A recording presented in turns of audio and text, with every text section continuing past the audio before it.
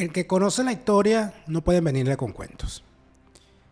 El chavismo, esa organización criminal, reivindica como origen del 4 de febrero, día en el que Hugo Chávez usó las armas de la República para atentar contra ciudadanos venezolanos y contra sus propios compañeros. Ellos sitúan en su retórica que todo lo que ellos tenían en su mente estalló por culpa del 27 de febrero de 1989. Porque los adecos malvados mataron a la gente que salió a saquear por hambre y eso le despertó al chavismo, le despertó a los oficiales militares una indignación que los hizo salir a reaccionar contra ese gobierno. Puede demostrarse la mentira de esta afirmación y puede quedar perfecta y meridianamente clara la raigambre criminal de ese régimen chavista. Por la simple y sencilla razón de que los venezolanos que vivimos el famoso Caracazo, el sacudón o los saqueos del 27 de febrero del 89, sabemos muy bien que fueron actos vandálicos condenados por toda la sociedad y que reivindicar como origen de un movimiento político esos actos es confesar su barbarie. El Caracazo fue la chispa que encendió el motor de la revolución bolivariana que aquí está hoy marchando a los cuatro vientos. Si los inspiró unos crímenes vandálicos en las calles, ¿qué esperábamos de ellos si reivindican el vandalismo? De eso vamos a hablar hoy en este especial a 36 años del 27 de febrero del 89 en Fuera de Orden. Fuera de Orden va a comenzar con Daniel Lara Farías. La fase superior de la izquierda es el crimen. Si los dejas entrar, no los verás salir. Ellos te verán a ti salir de tu país. Y cuando estés afuera, se encargarán de quitarte todo lo que dejaste. Si montas un negocio dentro de Venezuela, te lo van a expropiar, te lo van a quebrar, o te lo mandan a saquear y dicen que, bueno, que fue un estallido social y que, bueno, que es lamentable. Usarán las armas de la República para asesinar venezolanos y le echarán la culpa a las víctimas. Te robarán la bolsa, la vida, la forma de caminar, la ceniza, el cenicero, las flores, el florero, la tumba, el cementerio y hasta el abuelo florero.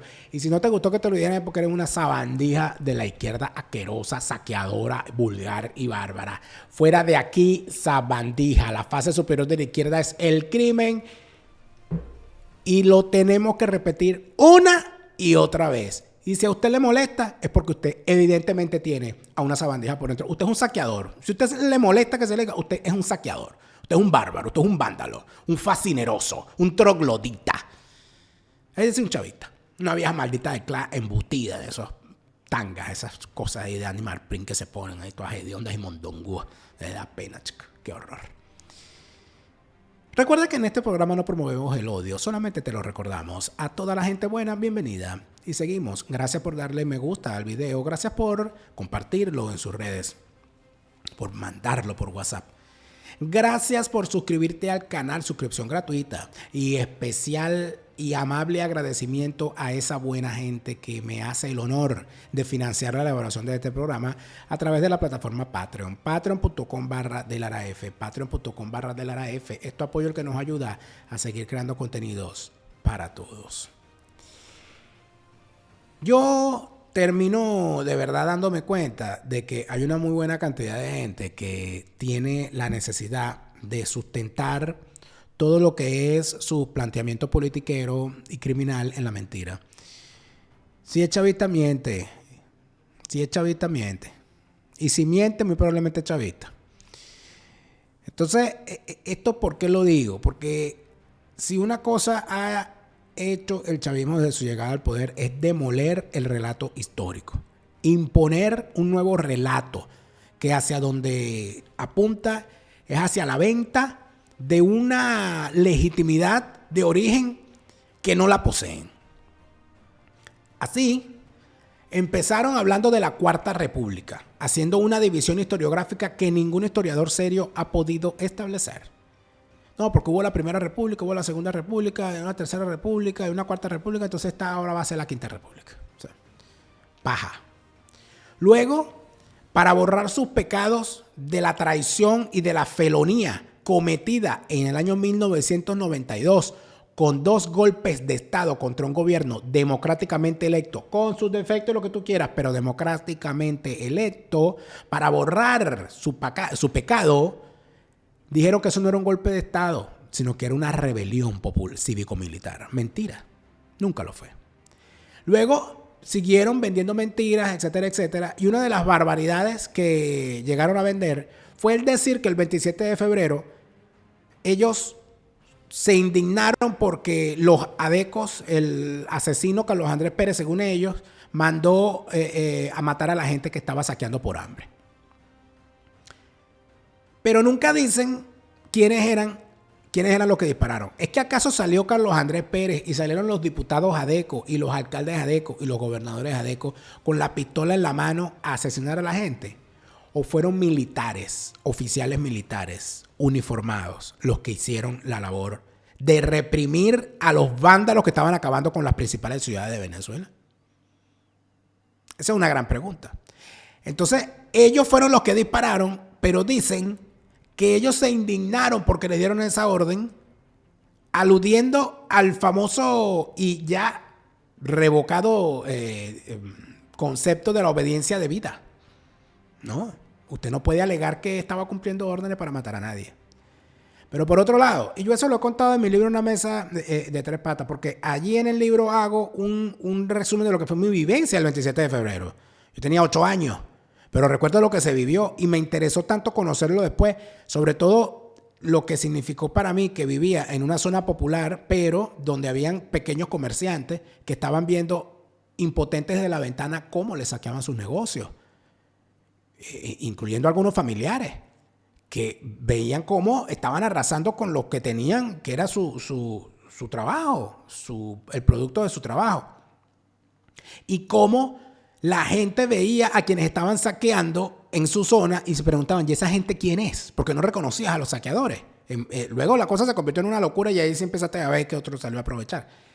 Y en tercer lugar, lo que significó para mí ver desde la ventana de mi casa, a mis 8 años de edad, saliendo a los militares del Batallón Simón Bolívar de Infantería de Marina en jeeps apertrechados para el combate, y ver la reacción que ocurrió entre los saqueadores, que salieron a correr como cucarachas, y la reacción de la gente que los vio salir fue aplaudirlos a rabiar, porque se había impuesto el orden.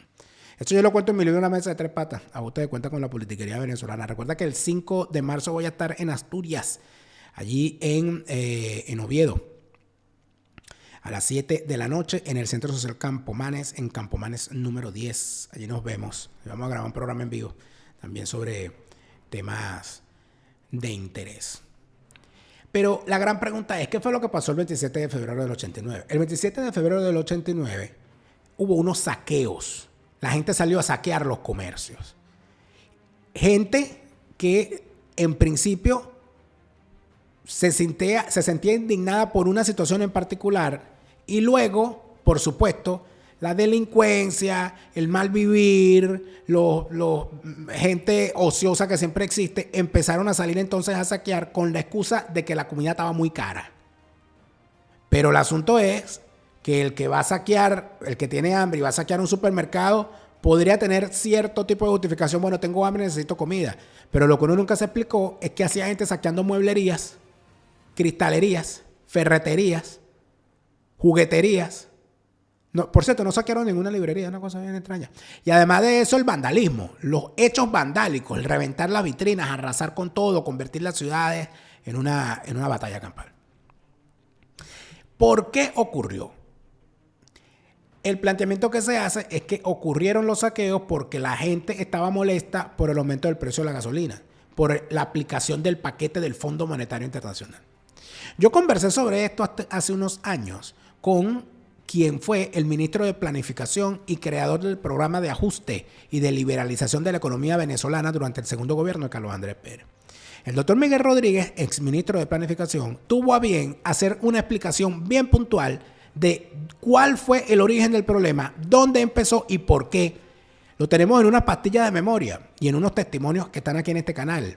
Pero me pareció importante rescatar este testimonio. Ocurre pues esta conmoción porque el ministro Gustavo Rada, un tipo excepcionalmente capacitado, ¿verdad? Un tipo extraordinario, que es el ministro de Transporte y Comunicaciones, ya desde enero había estado negociando con las asociaciones de transportistas de Venezuela el aumento de los precios del transporte, ¿verdad? Y había llegado a un acuerdo con las asociaciones de transportistas de que se iba a aumentar. Ellos estaban pidiendo un 100% de aumento.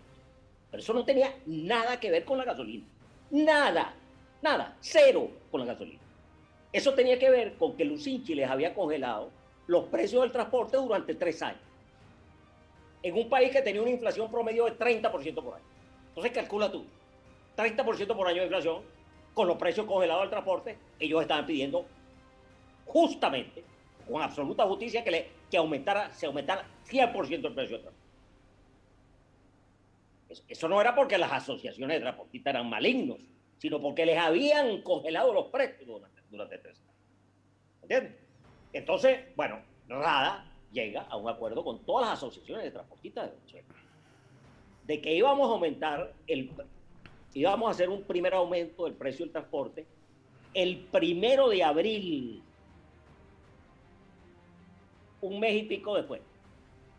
¿Ok? Un mes y piquito después. Porque en el mes de marzo íbamos a aumentar los salarios en un 30%. ¿Ok? Entonces, con el aumento del salario del 30%, se iba a permitir que todos aumentaran un 30% el transporte el 1 de abril, cuando la gente hubiera cobrado su aumento del 30%. ¿Qué fue lo que pasó?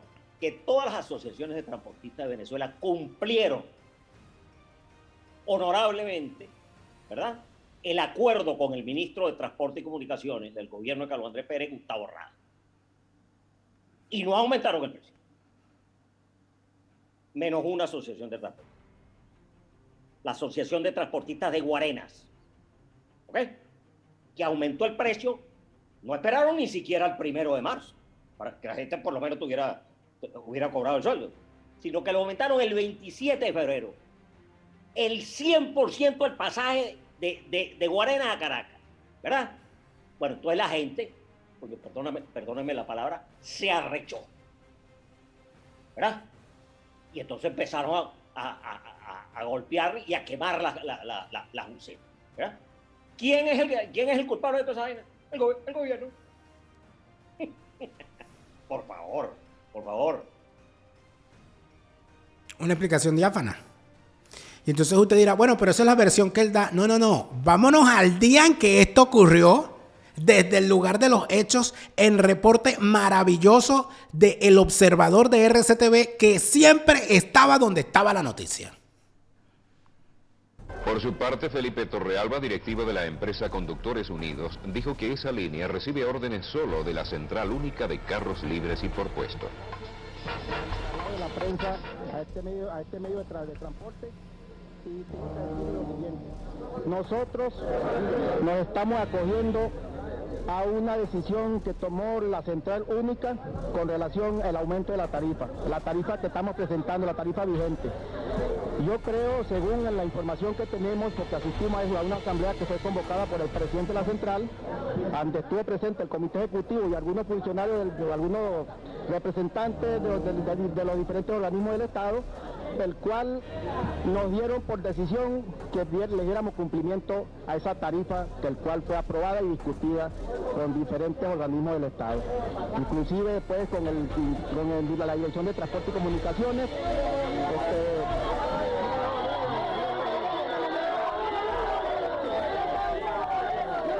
Entonces nosotros, como trabajadores del volante, estamos respetando la decisión de la Central, porque es el organismo que en este momento nos está representando. Y por lo tanto, en horas de la mañana, tuve una reunión con el presidente del Consejo Municipal del Distrito Plaza, donde le hice saber que la decisión que había tomado la Central y estamos tomando los trabajadores obedece a una medida justa, una decisión justa, puesto que a nosotros se nos aumentó la gasolina, se nos aumentaron las unidades, se nos aumentaron los repuestos aumento que se nos está dando, que es el 30%, casi estamos seguros que ese aumento de 30% va a estar vigente durante 5 o 7 años. Es decir, se le dijo a los transportistas, señores, vamos a aumentar el pasaje el 1 de abril. Porque el 1 de marzo viene un aumento general de sueldos y salarios. Denle chance a la gente a cobrar el aumento del salario para que tenga plata para pagarte el aumento del pasaje. Y como siempre, aparecen unas sabandijas que creen que como tienen más saliva pueden tragar más harina y pasa lo que pasa. Sin que se pueda justificar lo que ocurrió, salieron estos saqueadores, empezaron con una protesta en contra de los transportistas de Guarenas y empezaron partiendo un vidrio de un autobús, luego partieron otro vidrio, luego voltearon un autobús, luego le pegaron candela al autobús, luego empezó el desastre, empezó el bochinche en esa terminal de Guarenas y lo que pasó después, amigo mío, fue la chispa que en efecto encendió la pradera del descontento que luego se transforma en simple vandalismo. Entonces, eso ocurrió. Y a partir de ese momento empiezan tirios y troyanos y surgen dos planteamientos que quisiera que fuesen el centro de la evaluación de esta fecha histórica en esta ocasión.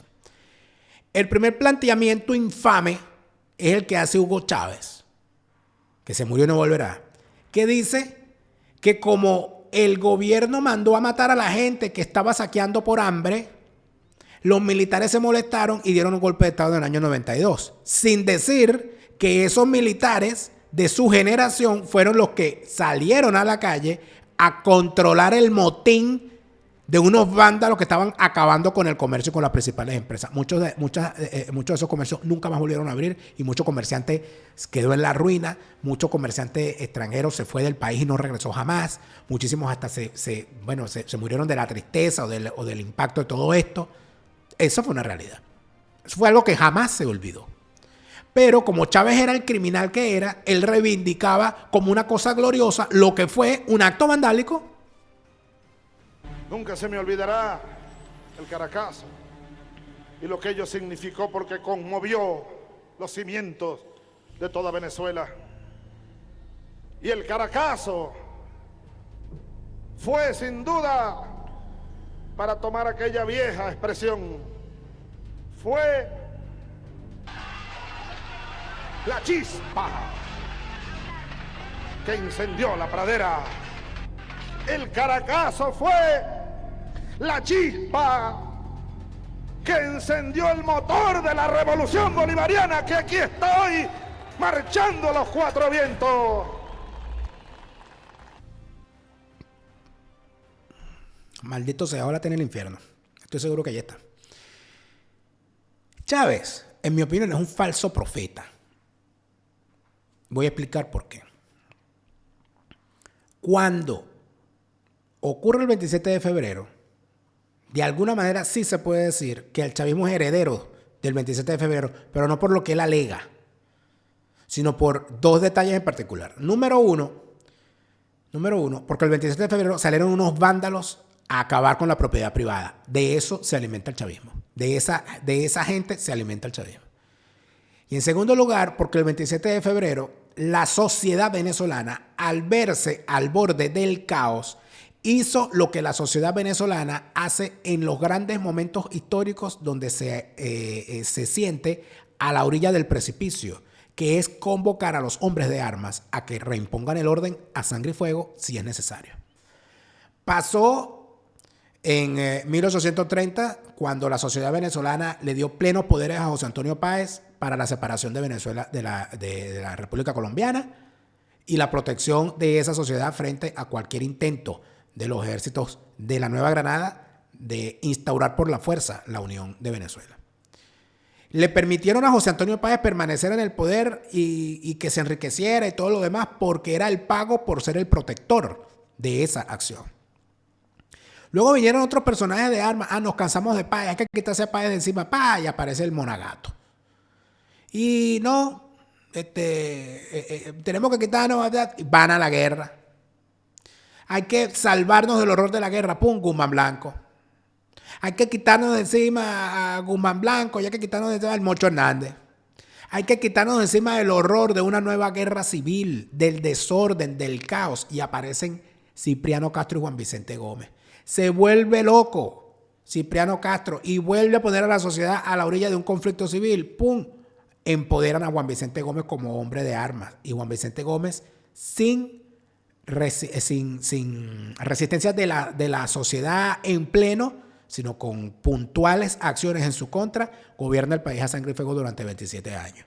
Y se muere en su cama. Luego vendría otra vez, nos amenaza el caos, otro hombre de armas. ¿Quién? Eleazar López Contreras. El 45, nos amenaza de alguna manera el caos, queremos hacer un cambio. ¿Y qué termina ocurriendo? Unos hombres de armas, Pérez Jiménez, Delgado Chalbó, Mario Vargas, etcétera, se buscan a unos civiles, Betancourt, Barrios, Prieto Figueroa y Leone, para recomponer la situación política. Se van al caos durante el gobierno de Gallego. ¿Y qué pasa? Otra vez convocados los hombres de armas. Viene el año 58, otra vez la cuestión, el caos. ¿Quién se encarga de eso? Otra vez los hombres de armas, Wolfgang Larrazábal. Entran en un periodo bien particular con la elección de Rómulo Betancourt. ¿Y qué amenaza al país otra vez? El caos del golpismo militar y, más importante, de las guerrillas promovidas por Fidel Castro en el territorio venezolano. Y es allí donde el sector militar vuelve a ser convocado, no esta vez para gobernar, sino para proteger a quienes gobiernan, combatiendo al verdadero peligro que eran las guerrillas comunistas. Y es en ese momento en que se da el gran pacto entre el sector militar y el sector civil, porque el enemigo era común y era el comunismo. Cuando Hugo Chávez emerge el 4 de febrero, no lo hace porque, ay, pobrecitos los señores que estaban saqueando, nosotros venimos a reivindicarlo. No, es que para el año 92, la sociedad venezolana, que ya había vivido los eventos del 27 de febrero del año 89, avanzando en unos temas de descontentos de calle promovidos por esa misma maldita izquierda, empieza a transitar hacia el oscuro sendero del desbarajuste social. Y había un llamado cada vez más repetido en medios de comunicación, en tribunas políticas, en tribunas eclesiásticas, en el clero, en el púlpito, de esos sacerdotes jesuitas, del Mario Moronta, del Arturo Sosa, actual provincial, actual jefe general de los jesuitas, el padre Matías Camuña, el padre Olazo, todo ese poco de gente promoviendo la rebeldía social. Y ante eso, cuando Hugo Chávez y ese poco de militares traidores aparecen en la escena, no lo hacen porque pobrecito que mataron al pueblo. Ellos aparecen como el hombre fuerte, fingiendo ser esa mano dura que venía a ordenar el asunto. Por eso es que yo considero que Hugo Chávez es un falso profeta. Eso también está en mi libro, por cierto.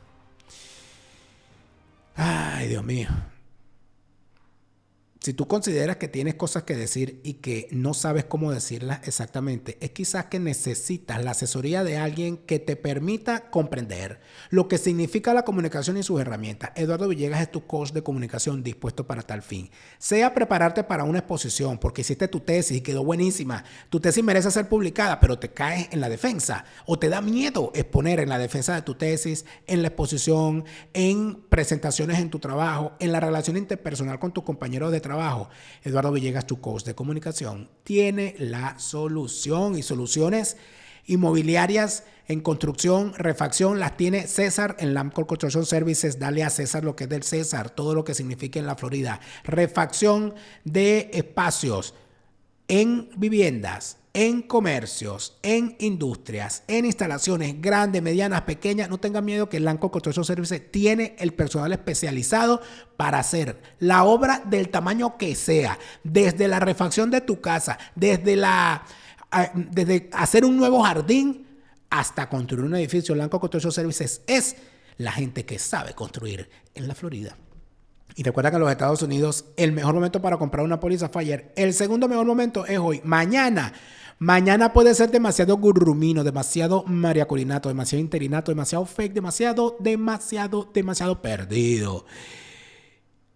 Tu asesor Gustavo, para que te asegures bien, pólizas de seguro de salud en los Estados Unidos, pólizas de seguro de vida en los Estados Unidos y pólizas de seguro de viaje, donde quiera que te encuentres y a donde quiera que vayas. Tu asesor Gustavo, asegúrate bien. ¿Qué hizo la izquierda?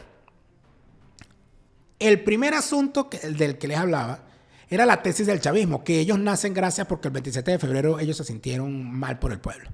La segunda tesis es que el 27 de febrero fue promovido por Fidel Castro, que aquí hubo una organización del 27 de febrero. Y en esa discusión hay 3 voces militares que hablan sobre el asunto. Y una voz civil que también habla sobre el asunto. Las 3 voces militares son el general Peñalosa, que fue comandante general del ejército, el vicealmirante Rodríguez Citraro, que fue director de la DIN, y el general Herminio Fuenmayor, que también fue director de la DIN. La voz civil que recopila muchos de estos testimonios es Thais Peñalver, que en su libro La conspiración de los 12 golpes habla de cómo hay indicios para entender que ese estallido social no tenía nada de espontáneo. Por supuesto, hay opiniones y vale la pena revisarlas y entender qué dice cada uno. Pero, ¿qué pasó en otros países y por qué se sospecha de Fidel Castro en todo esto? Un candidato que promete reformas en una América Latina convulsionada por los recortes y ajustes que hacían los gobiernos de la época, como por ejemplo en República Dominicana bajo el mandato del presidente Jorge Blanco. El 24 de abril de 1984, nuestro pueblo tuvo que lanzarse a las calles a protestar contra los ajustes del Fondo Monetario Internacional y el alto costo de la vida, asesinándose más de 130 dominicanos. Peña Gómez y el PRD apoyaron a Jorge Blanco en estos actos abusivos que ensangrentaron nuestra historia con dolor y muerte. El tirano Fidel Castro aprovecharía este caldo de cultivo para comenzar una cruzada antifondo monetario internacional, por lo que llamó a la liberación nacional. Así nos lo dice en su libro La conspiración de los 12 golpes, Thais Peñalver. Ya había habido algunos estallidos sociales, porque en Santo Domingo se produjo un estallido social. No un estallido catastrófico todavía para el sistema, pero se produjo un estallido social. Cuando el Fondo Monetario obligó al gobierno de Santo Domingo a aplicar determinadas medidas, se produjo lo que pudiéramos llamar una insurrección espontánea en República Dominicana. Estas palabras las pronunciaría Fidel Castro en 1985 en una conferencia sindical donde se trataba el tema de la deuda en América Latina. Es interesante el relato del entonces agregado militar de la Embajada de Estados Unidos en República Dominicana, el teniente coronel Dominic George Narguele. Tanto la inteligencia militar de ese país como la inteligencia estadounidense detallaron en sus informes posteriores que lo que ocurrió en Santo Domingo eran motines planificados por los comunistas. Había una conexión clara con los insurgentes de Nicaragua y El Salvador, que ahora llegaban a República Dominicana para participar en disturbios. Junto con cubanos y motorizados armados enfrentarían a la policía. Los motines comenzaron simultáneamente en lugares específicos, quemando llantas y propiedades en Santo Domingo y sus afueras. Luego motorizados armados ingresaron en los centros comerciales, usando sus armas y violentando las puertas, invitando a la gente a tomar televisores, computadoras, incluso hasta joyas y ropa, anunciando que se habían liberado todos esos bienes del capitalismo para el pueblo. Luego los motorizados desaparecieron, mientras la voracidad de la gente destruía todo a su paso.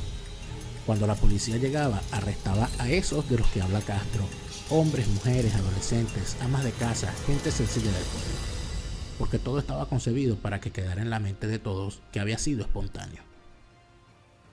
Es decir, hay un planteamiento que establece que la factura, lo que llevaba el sacudón del 27 de febrero del 89 ya se había visto en República Dominicana, se había visto en Argentina, se había visto en otra parte, siempre de la misma manera, con una actuación bien particular de delincuentes motorizados que iban de alguna manera regando y promoviendo, le daban la primera patada a la puerta del comercio y la gente por reacción de insuflados los ánimos se iba para esa también. Evidentemente había un caldo de cultivo social muy grave en todo eso, pero ¿hasta qué punto fue organizado el 27 de febrero? Thais Peñalver hace un planteamiento en su libro, basado en el análisis que recoge de distintos hechos. Pero ¿qué pasa con los que eran oficiales militares en aquel momento y que tenían información al respecto? Me parece importante lo que dicen estos oficiales. Aunque Peñalosa continúa relatando. La comitiva de Fidel se acuarteló en el Hotel Eurobuilding. 2 días antes, el G2 cubano había tomado el control de la seguridad del edificio. Este hotel fue por una semana territorio cubano en Venezuela y todos sus accesos eran controlados por fuerzas de seguridad fidelistas. Inclusive el personal de cocina y de limpieza fue traído expresamente de Cuba. El único venezolano en esas instalaciones fue el general Herminio Fuenmayor, quien por propia solicitud había sido nombrado por CAP edecán venezolano del dictador. Fue mantenido bien entretenido por la gente de Fidel y sus informes a Carlos Andrés Pérez nunca revelaron nada irregular en la delegación cubana. Sí, eso se ha especulado mucho y que las armas del 27 de febrero y que las trajo la gente de Fidel cuando vinieron a la toma de posición de Carlos Andrés, eso es mentira. Eso es absolutamente mentira porque yo tuve la oportunidad de controlar todo el armamento que ellos trajeron y lo que trajeron fueron pistolas y únicamente la escolta personal de Fidel que le permitimos algunas subametralladoras de esas rusas que usan ellos, pero no una cantidad de que todo el mundo estaba armado. No, eso es mentira, eso es mentira. Y en cuanto de que la explosión del 27 de febrero fue planificado por la misma gente de Fidel, eso también es mentira. Ahí no existía ninguna preparación de ninguna especie. Eso surgió todo un movimiento espontáneo que después sí, las organizaciones políticas de izquierda quisieron ponerse al frente de eso. Es decir, Herminio Fuenmayor, acusado por el general Peñalosa de ser un inepto en su labor de vigilancia a la delegación cubana que fue invitada el 2 de febrero del año 89 porque a Fidel Carlos Andrés invitó a Fidel a la toma de posesión. Una de las cosas de Carlos Andrés que uno de verdad no termina comprendiendo. Pero, en efecto, Fidel fue y tuvo una vigilancia. Y usted podrá decir, bueno, Herminio Fuenmayor se está defendiendo porque él es castrista y tal. El asunto es que el director de la DIM en ese momento no era Herminio Fuenmayor. El director de la DIM en ese momento era el vicealmirante Rodríguez Citraro. Por lo tanto, si bien Herminio Fuenmayor estaba en el hotel cumpliendo las labores de vigilancia, la acción era responsabilidad del vicealmirante Rodríguez Citraro, que debo decirles, no es amigo de Herminio Fuenmayor y no está coludido. No tendría por qué ponerse de acuerdo, para empezar porque es una persona seria, no tendría por qué ponerse de acuerdo con nadie para ocultar una cosa de la cual, siendo el vicealmirante Rodríguez Citraro enemigo del castrismo, no tendría empacho en decir sí, fue Fidel Castro. El análisis que hace el vicealmirante Rodríguez Citraro, que por supuesto el análisis que hace él, yo no puedo hablar por él, el que era director de la inteligencia militar era él, y la versión que él da es esta. El que ha planteado que durante la visita de Fidel Castro a la toma de posesión de Pérez, que fue una cosa, ¿cómo se llama? Magnificencia, que se aprovechó la visita de Fidel para introducir al país armamento y crear unidades de francotiradores. Eso para mí es una leyenda urbana, porque yo puedo dar fe de que nosotros hicimos un trabajo bien serio y bien responsable de inteligencia a la delegación cubana. Yo te puedo decir que no, esto no es verdad.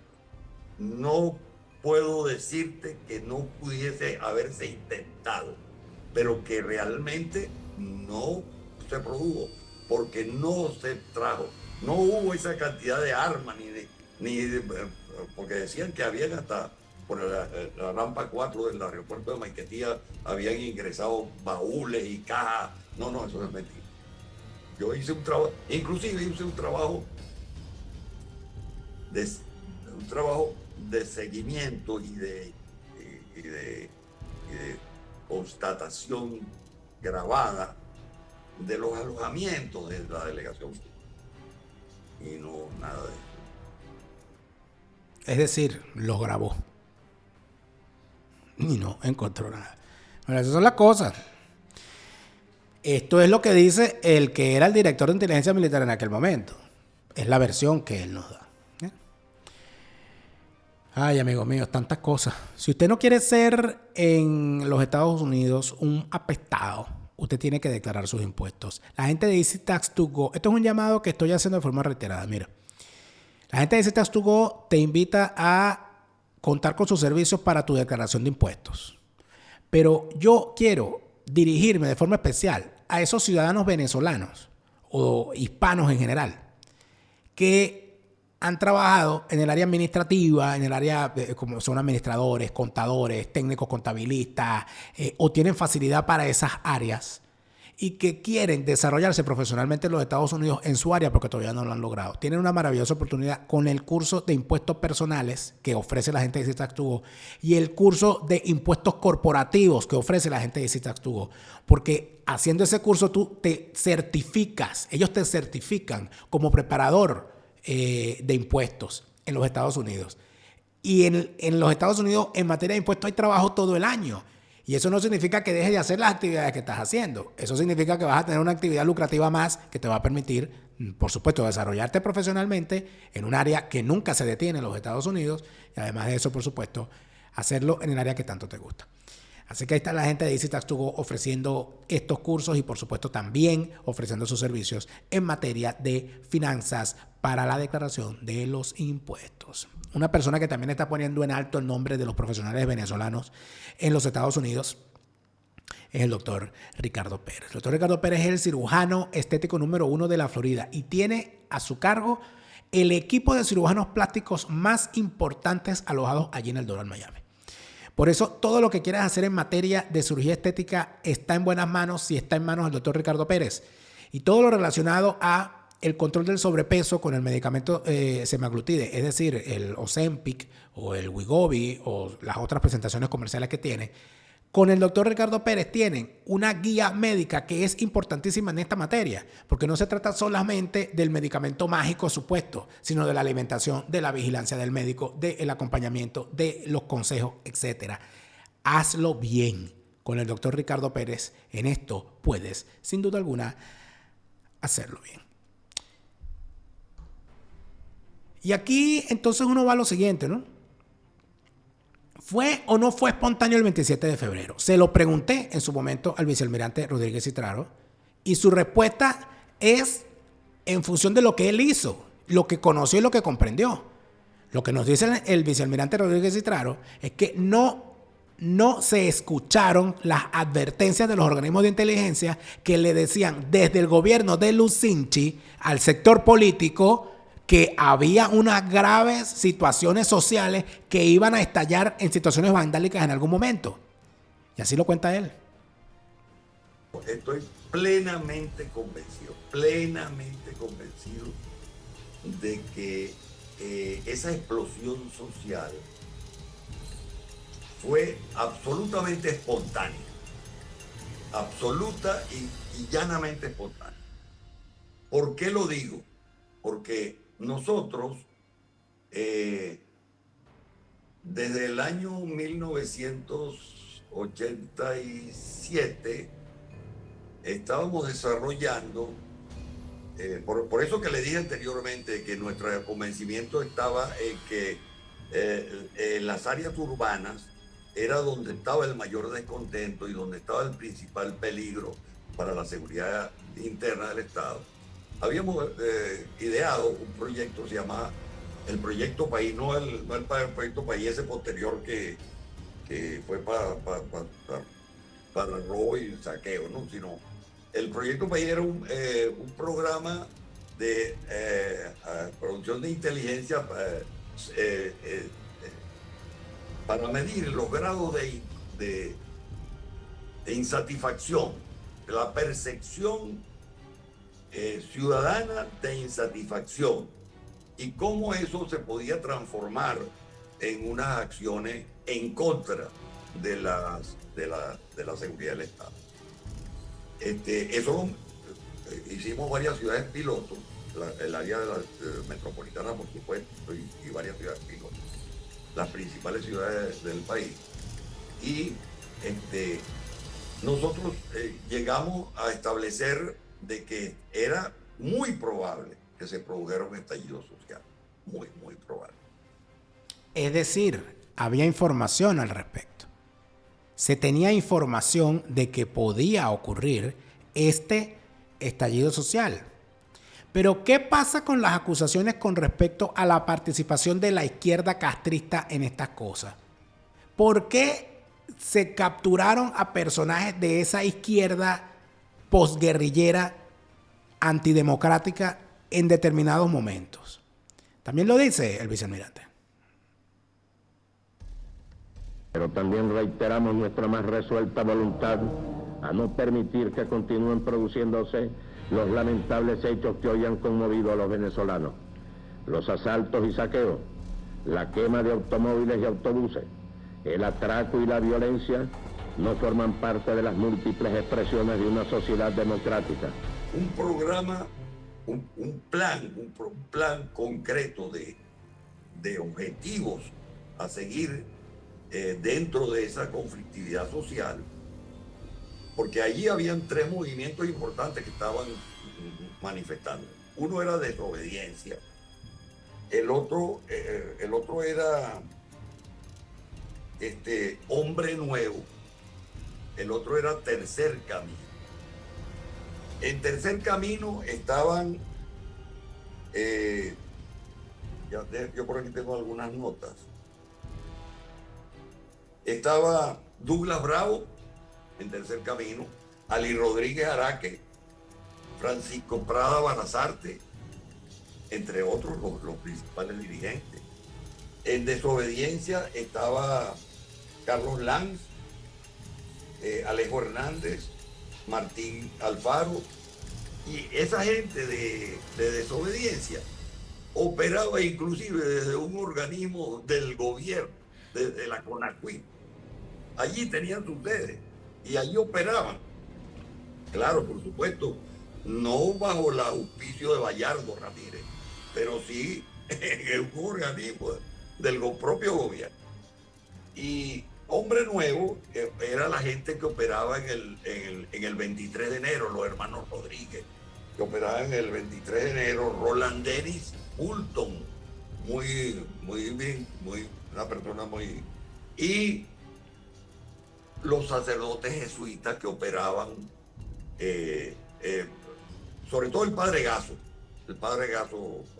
Bueno, esos eran nuestros objetivos y los seguíamos con bastante, inclusive bajo control telefónico autorizado por unos jueces militares. De manera tal de que nosotros, el 27 de febrero, pudimos darnos cuenta de que a ellos también los sorprendió el Caracazo. Dijeron, ¿qué es lo que está? Decían, a Carlos le grabamos, decían, ¿y qué es lo que está pasando? Bueno, hay que aprovecharlo, hay que montarnos sobre esta ola. Entonces, a mí no me queda ninguna duda de que eso fue una explosión social, producto de todo ese magma que había en la sociedad venezolana, que venía ya durante toda la década de los 80, pero que a finales del gobierno de Jaime Lucinchi tenía una importancia muy grande. Esa es mi apreciación. Lo dice él, esa es su apreciación. Pero en efecto,